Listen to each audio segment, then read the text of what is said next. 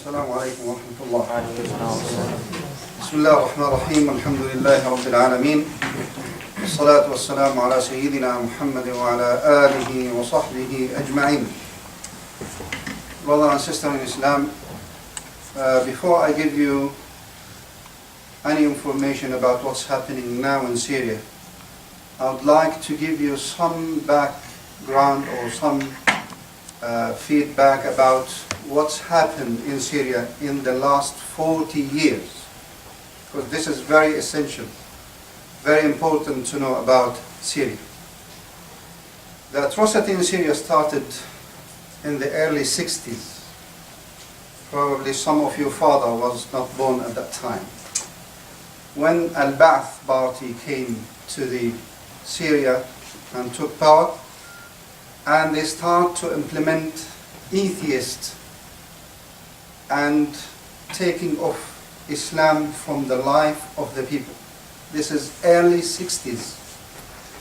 And the first clashes happened in my city called Hama in the middle of Syria in 1964, where they bring the tanks and they start to kill, and they kill around 150 people, and they destroyed the most important mosque in the city called Masjid Al-Sultan. And this is the first. And they wrote, آمنت بالبعث ربا لا شريك له وبالعروبة دينا ما له ثاني. I believe in the Ba'ath party as my Lord, and to be Arab is my religion. This is how they start to put in the mind of the people. The situation started like this until 1978, where another atrocities happened in the Syria. They start to take all the scholars, and remove them from their position as imams, as teachers for Islam, and they put them in a shop to sell cosmetics, clothes for women, rice and sugar, like this. And it was very insulting for all Muslims. And then the clashes start to happen again and again and again until 1982, whereas the biggest atrocities happened in Hama. This is in February 1982, the 2nd of February exactly. I was an eyewitness for what's happened. I was 16 years old at that time. On the early morning, lots of shootings, tanks in the streets, lots of killing. They used to kill 2,000 people every single day. How many? 2,000 people every single day. There is no mercy, there is no heart, there is no human being. I don't know what type of soldier they brought to the city to do that. Within 3 weeks, they killed more than 42,000 in 3 weeks. So what's happening now? I don't want to say nothing, but it is nothing. I have this book. It is the only book written about this atrocity. You will see the picture of the city before and after. Before, there is houses, there is people. After, it's a ground level. There is nothing. And you can see, and they destroy more than 88 masjid, flat to the ground, and 3 churches. I will show you some of the pictures. This is before. The top one is before. The down one is after. You see the pictures? This is a church. This is a mosque. And this is the mosque.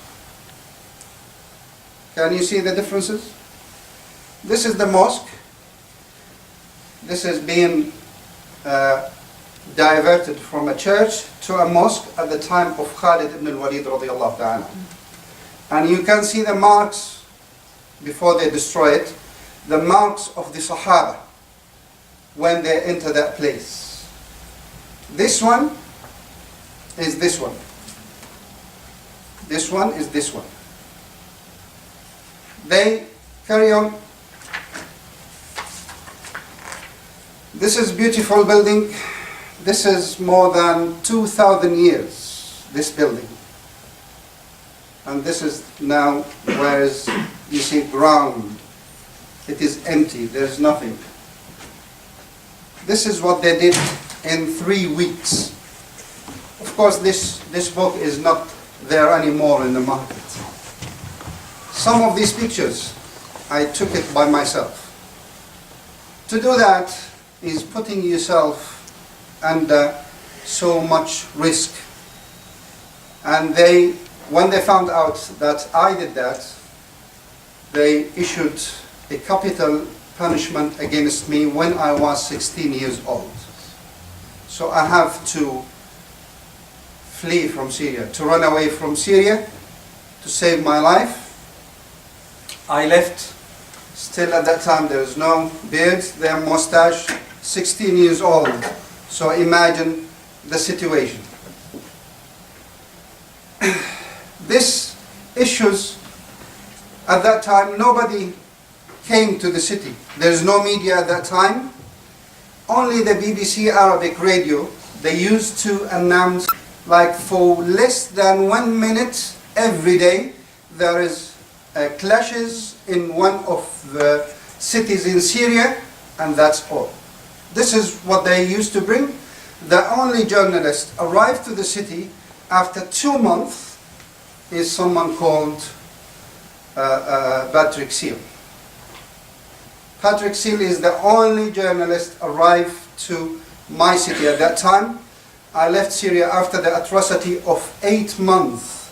I used to hide from house to house, from place to place, until I managed to pay a lot of money to one of the security service to let me leave from the airport. Then I left the country. And until now, I never returned back to Syria. More than 30 years. More than 30 years, I never returned back to Syria. Then the situation started to go back to the control of the government, to the father. Until now, after 30 years in my city, there is no one does for any scholar to give in the city, to any masjid. It is not allowed. Not allowed to do any Islamic activities, like to give a talk in university about Islam. It is prohibited until today. 30 years until today. Then what they start to do, they start to terrorize the families. If a widow or her husband been killed during the atrocities in 1982, you are not allowed to support them. If you give them any money, any support, anything, then they are either to be in prison for a long period, like 20 years, 30 years or more, or to be executed immediately. So this is the situation in Syria. If you want to leave, you have to get a permission from the government, from the security service. If you want to do anything, you have to get that permission. If you want to travel, even for Umrah, you have to get that permission from the security service. Because I left Syria, they start to question my father. Every month, he must go to the security service, and he stayed doing this for more than 25 years. Every month, he must go there and give a statement about where is your son. Then he became very ill. When he reached the age of 81, he was unable to go to the security service office. So they start to come to the house every month to take his statement until he passed away 2 years ago. This is the situation in Syria. There is no hope, there is nothing, there is no any light at the end of the tunnel that the regime will change in Syria. His father, he passed away about 11 years ago. People, they said, oh, this person, he is the new president. He been educated in UK. And his wife from North Acton, she is a neighbor of Abdullah's.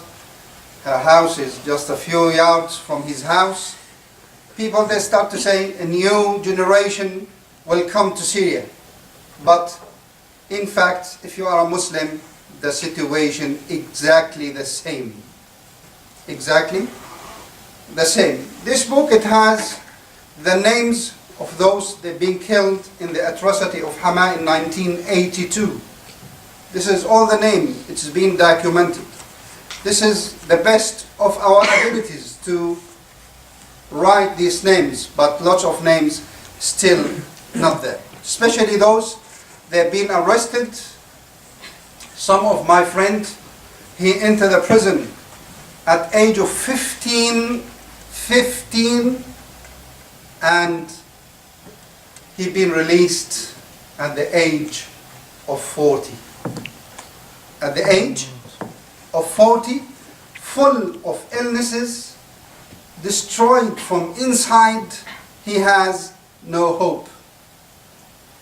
Until the uprising or the revolution in Tunisia, whereas Ben Ali, he ran away after about 10 days, 12 days, he ran away from the country to Saudi Arabia. Then started in Egypt, and few months or few weeks, let me say it, Hosni Mubarak been removed from the power, but still lots of work to be done in Egypt. Then in Libya and Syria, the same mentalities for the leaders. The same exactly. They have no understanding for human rights, for another opinion, no. For your knowledge, Al-Qaddafi, he used to put his shoes on the camera for the TV, and he would leave it for 10 hours. So the people, if you open the channel of Libya, you will see his shoes in your face. That's why when he used to give a talk, when the uprising happened, you remember, that they used to throw the shoes. That's why, because he used to put his shoes for 10 hours.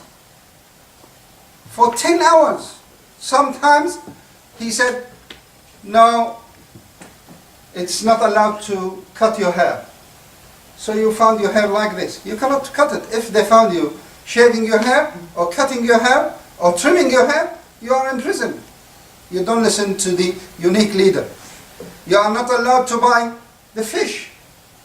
You are not allowed to do this. You are not allowed to do that. You have to walk 2 kilometers every day. So every day, and he's treating the people as a sheep, as animals, not as a human being. The situation in Syria is exactly the same. If you want to open your mouth, if you want to say a word, then you are finished. You will be, no one will know where's your body. The situation in Syria until 15th or 17th of March last year, whereas pupils, they are primary school, they wrote on the board, الشعب يريد إسقاط النظام. The people, they want to get rid of the regime. They arrested them. They are aged 9 and 10. And the mayor of that area is the cousin of the president. His name is Atif Najib. They went to him and they said, they are children. How you arrest them? He said, forget about your children. I'm sorry, I will use this language just to tell you how much they are insulting the people. Forgive me for that. He said, forget about the children. Go to your wives and produce another children. And if you are unable to do it, send your wives to me and I will do the job. It was so insulting for every person. Even if you know that you will lose your life, you have to respond. You have to respond. There is no way to keep silent. So from that place, the people, they start to respond. The BBC, they called me and they said, what do you think? What will happen? I said, Syria will move if two things happen. If the first demonstration will go, secondly, if people have been killed during that demonstration, then Syria will move. Because it reached the end of the limit. I will tell you why it reached the edge of the limit. Because if you want to do a business, you have to pay money as a price. If you want to do anything, to get your passport, here you fill application form, you send it by post, you get your passport after 2, 3 days, 5 days maximum. There in Syria, no, you have to pay. You have to pay money. I used to live in Dubai. Whenever my passport expired, I have to pay like £1,000 equal money to get another passport. To get another passport. It is my right. I will give you a compare just to understand the situation between Britain, Canada, United States and Syria. UK passport, they will say to you on the first page, the Queen and the government, they will protect you in any place under the sky. In Canada, they said, if you are in danger, we are willing to move our Navy power, our Navy force, to save you. United States, you are fully protected everywhere. Syrian passport, if you lost your passport, you will pay penalty. Just to compare. If you lost your passport, this is the first page. If you lost your passport, you will pay penalty. So, this is the situation in Syria. You have no right to say a word. The president is more important than Allah subhanahu wa ta'ala. If you say something about Allah, you pay 100 lira, this is the law, equal to £1 money, and maximum 3 to 7 days in prison. If you say a word, insulting word about the president, the law saying 3 to 5 years imprisonment. But you will never see the sun again. This is the facts in Syria. They say about Palestine, we are supporting Palestine. You know the border between Syria and Palestine for the last 40 years, since 1973, there is no activities for the Syrian army on the border of Palestine. Since 1973, definitely most of you born after like 20 years of that. Nearly 40 years, there is no activities. And the worst security service in Syria, a branch called the branch of Palestine. When you go in, you will not walk away. When you go in walking, you will not leave walking. You are finished. Only if you have a different passport, like one of the British citizens, he'd been to Syria to live there. He said, beautiful country, I want to seek knowledge there. So he settled in Syria. He said one word. They put him in prison for 11 months. For how long? 11 months. and the foreign minister, he visited Syria 5 times to ask about him. And they said, we don't know where is he. He entered the country, yes, but probably he left. Probably he left. He used to be the size of his body like my body, 120 kilos. When he left after 11 months, he was 60 kilos only. 60 kilos only, i.e. he lost half of his weight. Half of his weight. Plus, they threat his family. If he open his mouth, he will, and his wife, and his children will not see the sky again. Will not see the sky again. And he is a British citizen. He is a British citizen. Because of that, they release him from the security service cell. And they put him in the cell. The height of it is 150 centimeters, 1.5 meters. And the width, 1.5 meters, and the depth is 1.5 meters.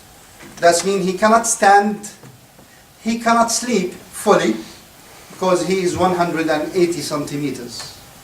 So he stayed, when he left the prison, he was like this. He was like this. This is the situation in Syria till 2011. People, they start to uprise. In Dara, the first, in Homs, second, Hama, third, Idlib, Damascus, here and there, Banyas, Ladiqiyah, Tartus, all the areas, all the cities, they start to uprise. And they start peacefully. Just only they're rising, leaflets or posters. And they walk. And they start to kill them. They start to kill 10, 20, 30, 50, 60, 80, 100 every day. Now they are saying 100 a day. Do you think this is a true figure? Never. One day on the news, they said in my city, Hama, 25 being killed. I phoned my mother to make sure that she is okay. She is 75 years old. I said, how many people they died today? She said more than 150. I said, why in the news they saying 25 only? She said, this is the only they reach the hospital. The others, they've been buried in the gardens of the houses, in the garden of the mosque, in the parks. They are afraid to take the bodies to the hospitals, because otherwise they will take the whole family to prison. Then we start to hear something about soldiers, they are leaving the army and they're establishing the Free Syrian Army. Free Syrian Army started with a person, his name is Hussein Harmoush. And he announced it. Then another number start to come. Another number start to come. Another number start to come. But they start to chase him. So he ran away to Turkey. You know, the president of Syria, his religion is not Islam. You know that? Anyone knows that his religion is not Islam? He's a group called the Alawis or Nusayris. Those people, they believe Ali radiallahu ta'ala is Allah, is their Lord. Yeah? So these people, this group, this sect, there is 7 million people in Turkey. They believing in the same belief. And they are following the order of the president of Syria. So when Hussein Harmoush, he went to Turkey and he made the first camp for the Free Syrian Army, Syrian paid $5 million for 5 Turkish people to arrest him from there and bring him back to Syria. And they did that. And until now, we don't know whether he is alive or not. Then the issues start to increase and increase and increase until the last 2 months. All of you saw, if you are watching the news by the BBC, ITV, Sky News, you will see nothing. You will see only 1% of the truth. 1% of the truth. If you see Al Jazeera, Al Arabiya and others, you will see 5% of the truth. Only 5% of the truth. What's happening there? I cannot describe it. I cannot say the words. They are killing women by knife, slaughtering them from here like a sheep. Children, just you see the massacres 2 days ago. 25 children under the age of 10, they've been killed by knife, and 21 women, they've been killed by knife. This is just one of the pictures. We have until now 23,000 we don't know, unknown. We don't know where are they. Most likely they've been killed. This is the fact. We have 25,000 refugees in Jordan, in Lebanon, and in Turkey. 2 weeks ago I went to Turkey to visit these camps. I don't know how to describe it. I don't know how these people, they are surviving. I don't know how Allah subhanahu wa ta'ala is supporting them. Without the support of Allah subhanahu wa ta'ala, there is nothing. You cannot touch the water. There is no heaters as for water, to heat the water. You have to use the water as it is, and the temperature is -5, -10 degrees. And you have to stand and make wudu and pray Fajr. At that night, I don't know how I prayed Fajr. Wallahi, I don't know. The whole of my body is shaking, and I'm coming from UK, and I have a good, coat against the cold, and I cannot. For them to see a coat on their shoulder, this is amazing. This is amazing. And all of these, they are like 18 and above. They bring their families to the camp, and they go back to Syria to join the Free Syrian Army. They said, we will not go back. If we go back again, if we didn't get to the end, if we didn't remove him, then there is no life for us. They will treat us as a slave for another 100 years or more. Now, what's our vision for that? What will happen? Is it allowed to speak about politics or not? Speak? Yeah. I hate politics to the end. I hate politics to the end. They buy and sell with your problems. They buy and sell with your pain. They buy and sell with your dignity. After 1 year, after all this life being taken away, United Nations, they said, we cannot call him a criminal. Otherwise we will block the way for talk and dare. Subhanallah. Subhanallah. After all these losses, you cannot call him a criminal? Why the president of Sudan, for 100 people, it is not confirmed, they charge him. And he is, being requested or being, asked to hand himself over to the Hawaii court. But this one, Never. Why? Because Israel never faced any difficulties over 40 years of his leadership and his father's leadership. For Libya, France, immediately they moved their air force to help the Thawar, or whatever you want to call them, without even asking for any, thing from the United Nations. They moved their air force, they start to hit Qaddafi's power, they start to hit Qaddafi's army, forces, even without looking for the United Nations. Why? Because Libya is full of money, full of gas, full of petrol. They are willing to move because there is billions of billions of billions of investment for the French people. For Syria, we don't have petrol, but we have a dignity. We don't have gas, but we have a people, they believe in Allah subhanahu wa ta'ala. So the battle, it is not short, it is not easy, it will be and last for long. What's our duty now as a Muslims?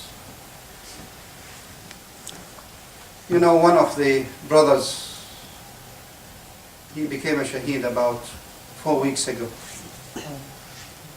And while he's dying, while he's saying, Ashhadu an la ilaha illallah wa anna Muhammad Rasulullah, he said, please don't say any more.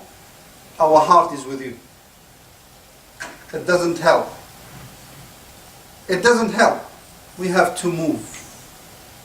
We have to move. At least, I know you are students, but at least you can save a pound every day. Don't drink your coffee. Save that pound and send it for those people. They are protecting the dignity of the ummah. Save that pound to save a family in Syria. Save that pound to save a sister from being, or from, raped. Save that pound to save a life. In Homs these days, to have a painkiller, one tablet, it's like you have a diamond in your home, because there's no painkiller. To have Panadol, to have Calpol for the children, wallahi, it is equal to diamonds. How many children under the age of 5 they're being killed in Syria? Anyone can give me a figure? Anyone? You don't know. For your knowledge, it is more than 3,500 children. More than 3,500 children, they died. Some of them, they are ours. They are ours. The last one, they kill him by the knife. He is 8 hours old. They kill him and they kill his mother together by a knife. This is the type of people. Forget about human rights. Forget about, any type of understanding. Those people, they don't have a little type of that they are human being even. The way they are killing people, it is not, you cannot imagine it. You cannot say that a human being, whatever his religion is, he can do that. He can do that. That he can kill for the purpose of killing only. There is no reason. What type of crime being committed by that child? He is 8 hours old. What type of crime being committed by the mother? She is 21 years old. What type of crime being committed by a man? He is 86 years old and he's been slaughtered like a sheep. This is the situation in Syria at the moment. Alhamdulillah, today and yesterday, it was a good days for the Free Syrian Army.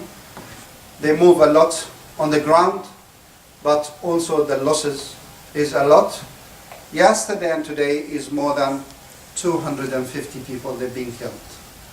Yesterday only in Idlib, 40 people they've been killed the same way by the main roundabout in the city. They are killing people, they're hiding to the masjid. They are killing them there in the masjid. They are killing people, they are running and go into the church. They used to believe that they will be safe. The army will not enter the church. But in my city, in Hama, 2 months ago, because two men, they run inside the church, and the priest, he refused to hand them over to the security service. They killed the two men and the priest at the gate of the church. So this is the situation in Syria. Forget about any manners, forget about any type of, like they are human being, they are less than, forgive me for these words, than animals. We ask Allah subhanahu wa ta'ala to make the situation easy, to ease it for the people of Syria, to ease it for the people everywhere. They are struggling, they are facing difficulties because of their belief. The future is coming, inshallah.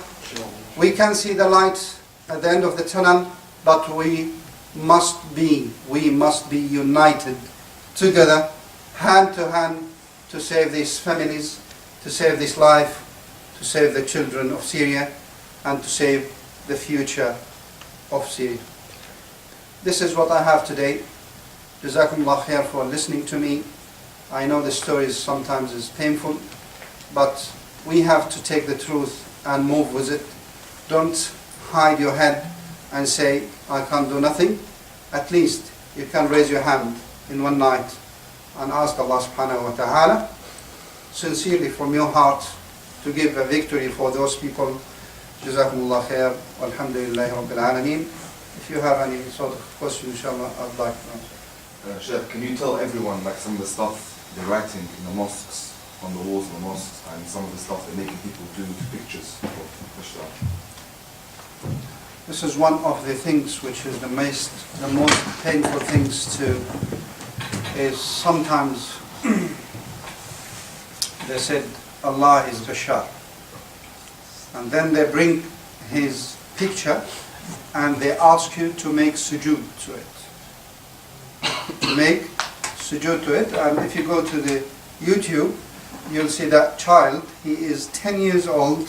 He'd been tortured by one of the security officer, and he beats him up to kiss the picture of Bashar, but instead of that, with all these torture for that child, he spat on it in front of the officer.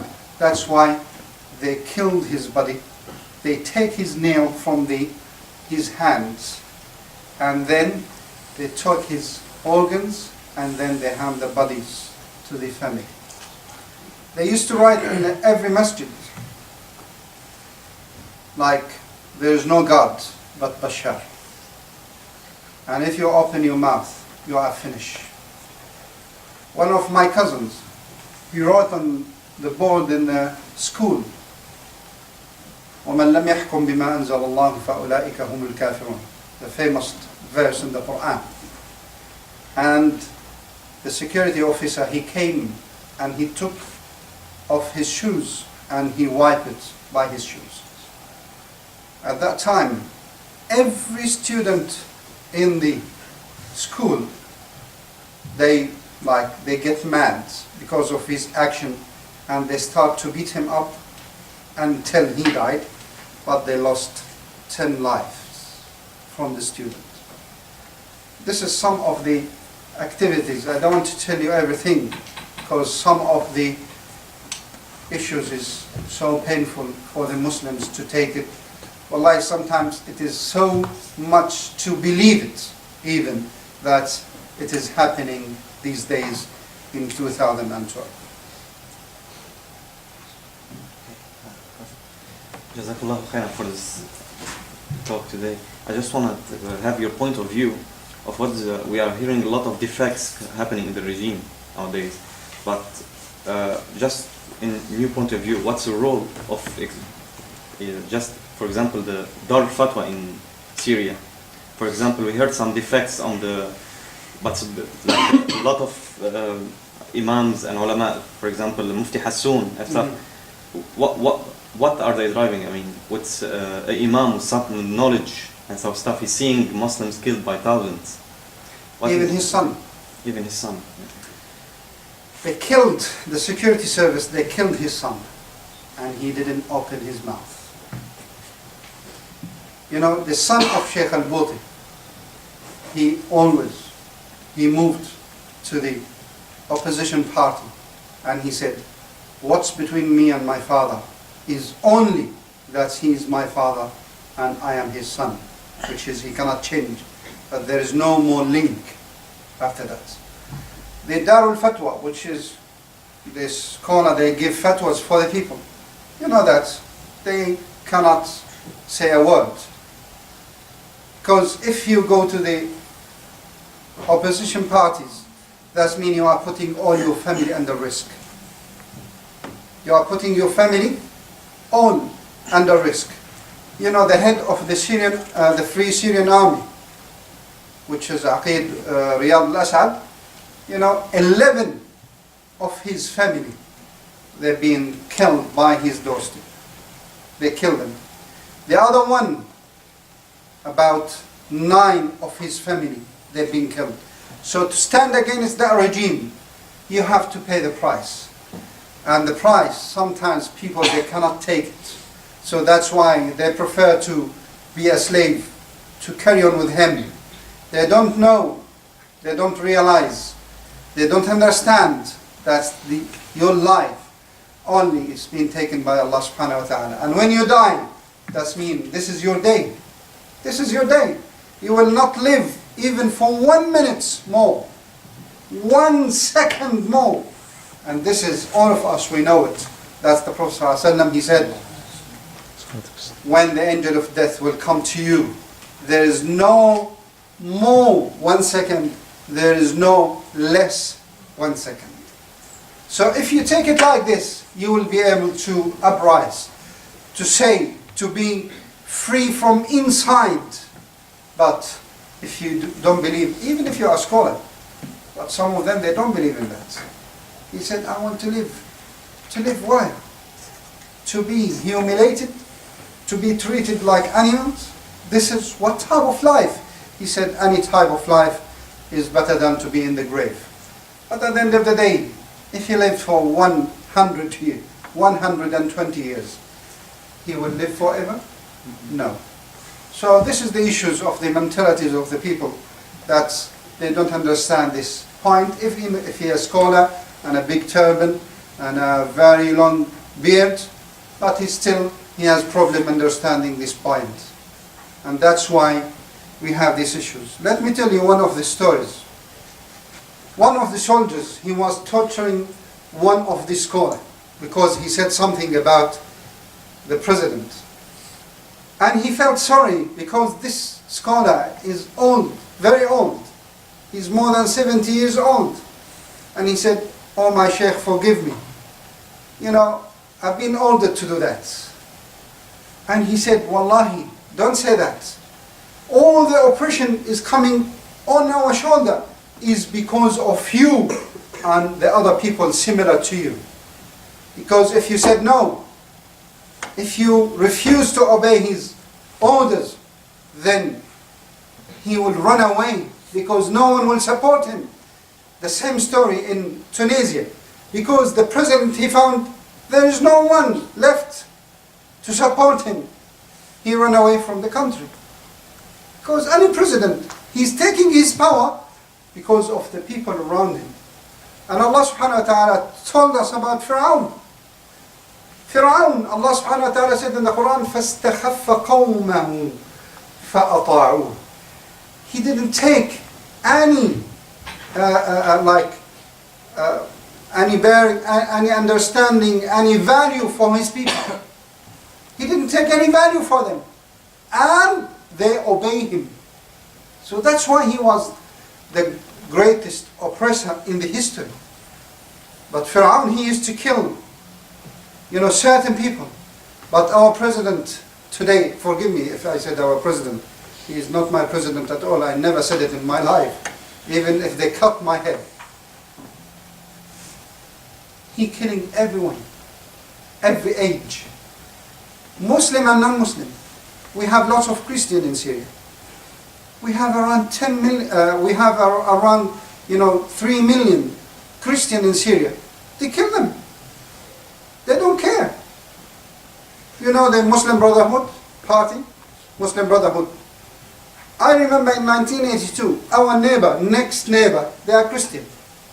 And when the officers, they came, they said to the girl, they said, you are from the Muslim Brotherhood. She said, no, we are Christian. He said, it doesn't matter. She said, I'm working in the office of the mayor of the city. He said, even him, he is a Muslim Brotherhood. They don't understand. They bring to you people, what's in their mind is just kill and kill and kill.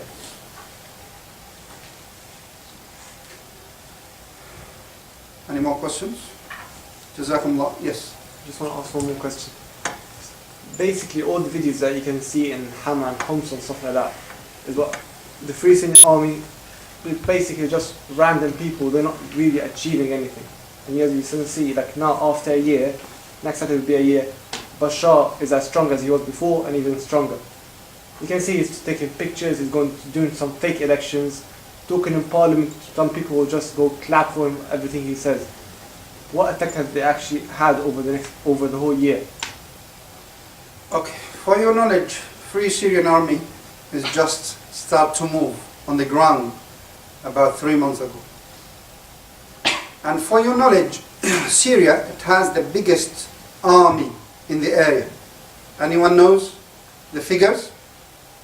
Is 300,000 soldiers. 300,000 soldiers. And we have like about 15 major cities in Syria. So if he put 50,000 soldiers in every city, he will destroy it. He will destroy it. So now to see the Free Syrian Army there on the ground, that means this is itself, it is a big achievement. Secondly, as I said to you, you are seeing maximum 5% of the truth. On the ground, now the security service, they are not strong as it used to be before. If you want to go to Syria, to cross the border of Syria, you can do that. You can walk up to 150 kilometers with a bit of, to be careful, not to walk as you are in a picnic. But you can go into Syria now. But before that, you cannot move from village to another village. So the situation on the ground, it is not that strong for the Syrian government. What you see in the House of Parliament, this is his area, and it will be the last to be attacked.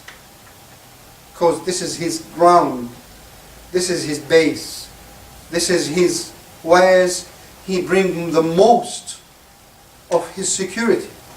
So of course, any president, he will save himself, like Al-Qaddafi. He was the last few days in his life going to the media, making his talks and announcing everything, and he said, I'm winning, I'm doing this, I'm doing that. Then over the sudden, within 1 week, the man is finished. So the fact on the ground, nobody will tell you about it, because it is a war. And if you expose everything to the public, then your enemy will attack you. So that's why they keep it secret. What you see, it is not the full image, what's happening in Syria. But I'm saying to you, definitely there is a big change now on the ground.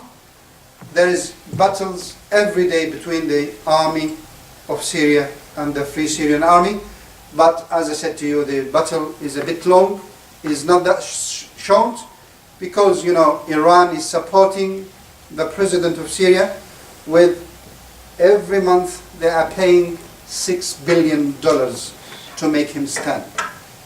The lira now, the Syrian lira, you used to exchange £1 for 69 lira. Now, just today, is more than 150 lira, the £1. That means the economy is doing like this. And Iran cannot support him forever.